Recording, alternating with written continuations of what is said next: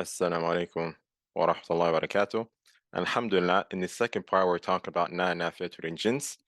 I want to speak more about and explain the ism and the khabar. So in the previous part, we talked about the meaning of لا نافية للجنس. We talked about the conditions for it to work and what happens if those conditions are not met.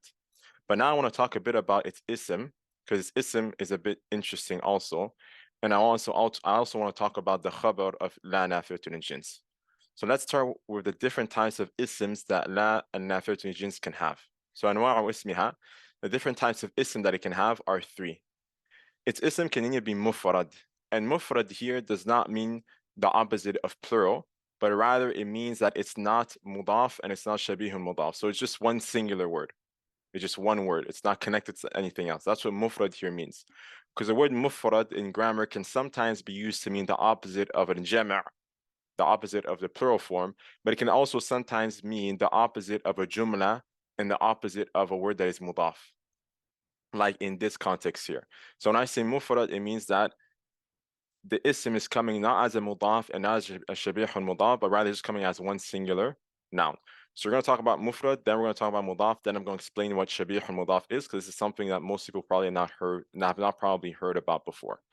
So if the ism of la nafiyatun jins is mufrad, meaning that it's not connected to anything else, it's just one word, it's going to be mabni ala ma yunsabu bih.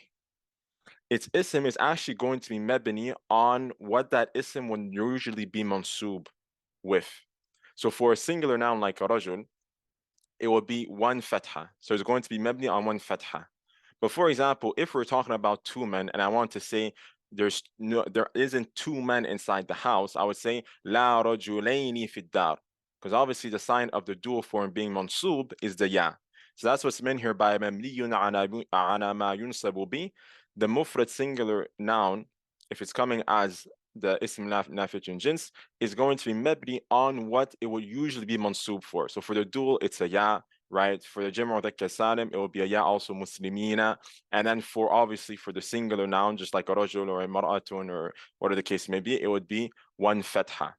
So it's going to pretty much be, most of the time, it's going to be one singular noun like this. It won't be in a dual form or anything like that. So we can just say that it's going to be mabni on al-fath. It's going to be mabni on one fatha, but it's going to be fi mahalli nasb. It's going to be in the grammatical position of nas. So it's going to take the i'rab and mahalli of an-nasbu, but in terms of how it's going to look like, it's going to look like this. It's going to have one fatha at the end, or it'll have a ya if it's dual form, or yani a ya if it's jam'u mudhakkar salim, and then this goes on. But it's going to only have one fatha. So that's why we say la ilaha. We don't say la ilahan. And we say la hawla wa la quwwata. We don't say la hawlan wa la quwwatan.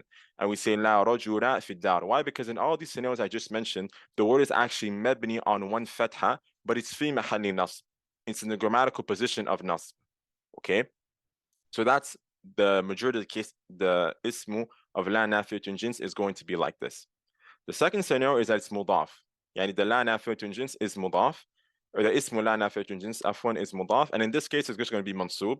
So when I say, for example, لا طالب علم كسلان, this means that there's no student of knowledge who is lazy. So طالب here is mudaf to علم, so طالب here is mansub. It's not mabni on a fath في محل نصب. No, it's taking the i'rab al-lafzi of mansub. Okay, so that's one scenario.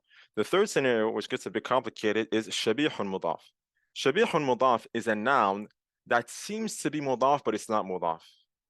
In meaning, it is mudaf, but grammatically speaking, it's not mudaf. Okay?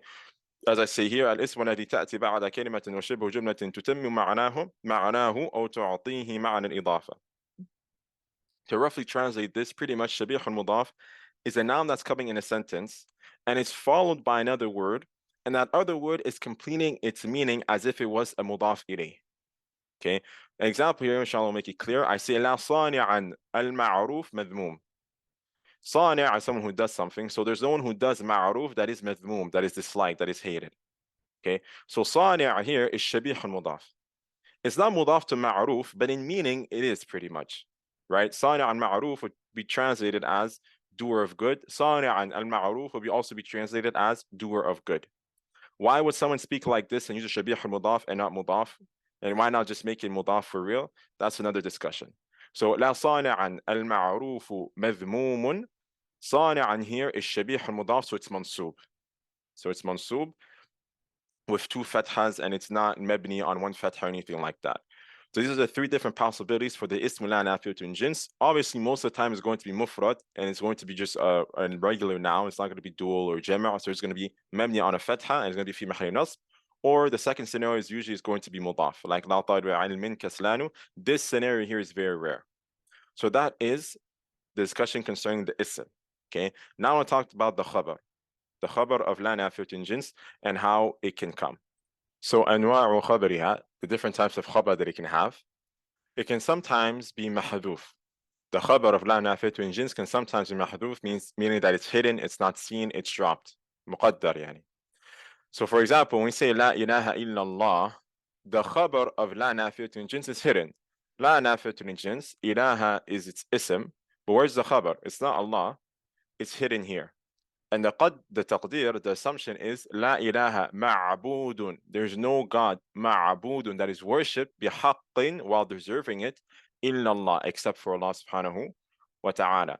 So ma'abudun is muqaddar here. It's assumed, and it is mahdhuf. You can't see it. Okay? Why? Because we already assume it to be there. It's already understood that it is there. And this is the correct translation of, or the correct, taqdir of Ahl Sunnah Jama'ah for La ilaha illallah. It is that it's La ilaha, there's no God, ma'abudun, that is worshipped bihaqqin, while deserving it, except for Allah. And that's why when we translate La ilaha illallah to English, we should translate it as so, and not as there's no God worshipped except Allah. Because this is not correct. Because if that was the case, it would be La ilaha ma'abudun illallah. And this is not true. There are many gods other than Allah that are worshipped. There are many things other than Allah subhanahu wa ta'ala that are worshipped. But none of them are worshipped bihaqqin, while deserving it, illallah. So to go back to the point, the khabar here is mahdhuf. Second scenario is that the khabar will be mufrad, a singular noun. La rajula qa'imun. There is not a man who is standing. Or shibhu jumlatin, it can sometimes be a partial sentence. So in this scenario, it's a jar wa majrurun, a harf jar followed by a ism that's majrur. La rajula fi dari, there's no man inside the house. So fi dari is a shibhu jumla. It's fi mahalli raf, it's in the grammatical position of a raf'u, and it's the khabar.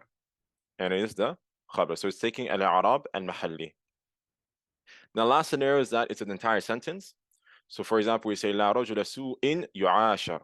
There is not a man who is evil, yu'ashar, that people live with, that people, live with, yani. So yu'ashar is jumlatun fa'aliyah, it's a verbal sentence. It's fi mahalli raf khabar. It's in the position of rafa, and it's the khabar of la nafiyatun in jins. So the anwa' khabar are as follows.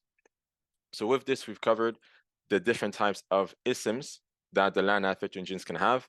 And we also covered different types of khabar that the la nafiyatun in jins can have.